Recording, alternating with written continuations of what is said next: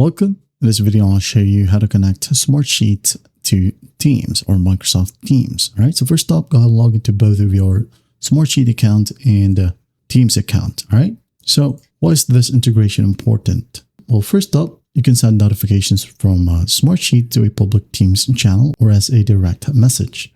Also, you can add Smartsheet items as tabs within channels in Teams. Now, the installation requirements is pretty basic.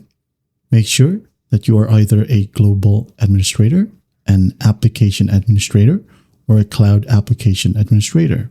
And also, under the Teams or your Teams account, you could go ahead and open up the website or the Teams app.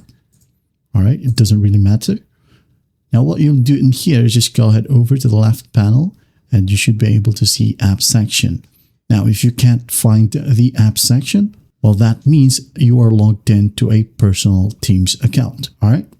You will have to have a work or school account for you to be able to access the app section. As you can see here, I don't have it because I only use a personal account.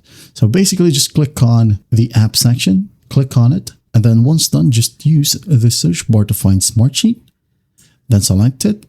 Now go ahead and click on add and select the specific team or chat where you want to use Smartsheet. Okay.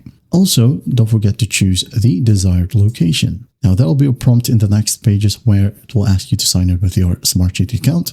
Just go ahead and sign in and grant the necessary permissions when prompted. And that's basically it. That is how you connect Smartsheet to Teams. Well, I hope this video helps and I'll see you in the next one.